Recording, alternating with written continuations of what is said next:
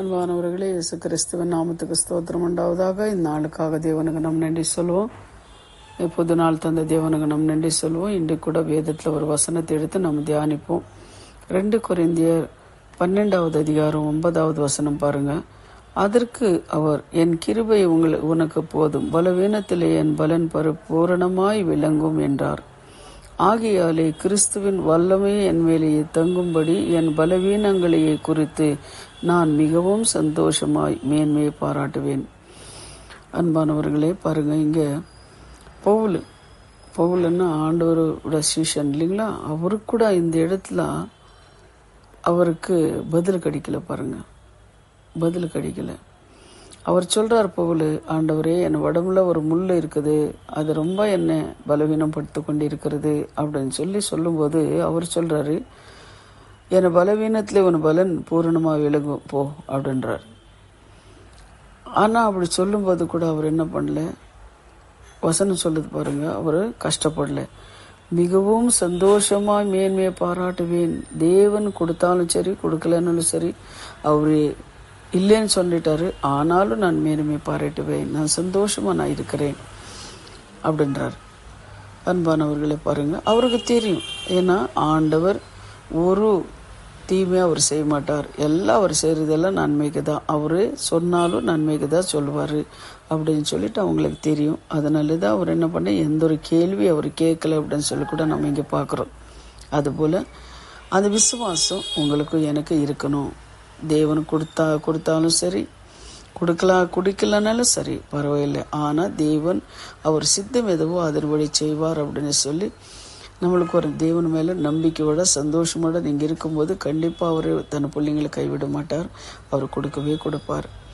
என்ன காரியங்களானாலும் சரி அவர் கொடுப்பார் அப்படின்ற ஒரு விசுவாசம் பவுலுக்கு இருந்தது. அதுபோல் நான் உங்களுக்கும் எனக்கு கூட அந்த விசுவாசம் இருந்து கர்த்தர் மேலே பாரத்தை போட்டு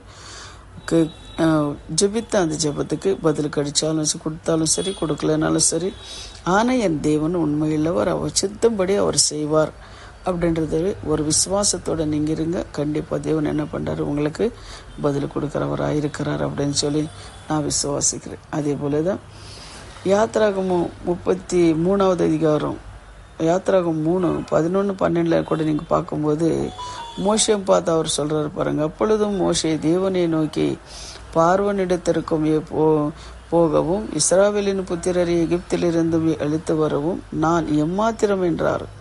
அதற்கு அவர் என்ன சொல்றார் பாருங்க, எம்மாத்திரம் என்றார் அவர், நான் உன்னுடனேயே இருப்பேன், நீ ஜனத்தை எகிப்திலிருந்து அழித்து வரும் பின்னு நீங்கள் இந்த மலையிலே தேவனுக்கு ஆராதனை செய்யுங்கள் என்றார்.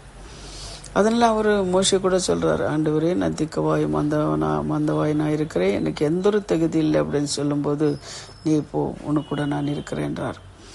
அதுபோல் அன்பானவர்களே, தேவன் மேலே நம்ம நம்பிக்கை வைத்து அவர் சித்தம் என்னவோ நோக்கம் என்னவோ, அவர் என்ன செய்யணும்னு நினைக்கிறாரோ, எப்போ செய்யணும்னு நினைக்கிறாரோ, அவர் மேலே நீங்கள் பாரத்தை போடுங்க. கர்த்தர் கண்டிப்பாக உங்களுக்கு என்ன பண்ணுறாரு, நடக்க வேண்டிய ஒவ்வொரு காரியங்களும் நேர்த்தியோக அவர் நடத்தி கொடுக்குறவராக இருக்கிறார். இப்போ நம்ம ஜெபிக்கலாம். எங்களை அன்பாய் நேசிக்கிற பரலோக பிதாவை, சர்வபலமுள்ள தேவாதி தேவனை நன்றி சுவாமி. ஆமென். ஆண்டவரே, பவுல் கர்த்தாவே, ஆண்டவரே, அப்பா ஸ்தோத்திரம் கர்த்தாவே, ஆண்டவரே, எப்படி அவர் விசுவாசத்தோட தேவன் எனக்கு கொடுத்தாலும் சரி கொடுக்கலனாலும் சரி, ஆனாலும் நான் மிகவும் சந்தோஷப்படுகிறேன் அப்படின்ற அந்த வார்த்தை தேவனே எங்களுக்கு கூட நீர் அந்த வார்த்தை, அந்த விசுவாசம், அந்த அன்பு எங்களுக்கு கூட நீர் கொடுங்கப்பா. கேட்குற ஒவ்வொரு பிள்ளைங்களும் ரட்சிங்க, அவங்க தீவுகள் எல்லாம் சந்திங்கப்பா.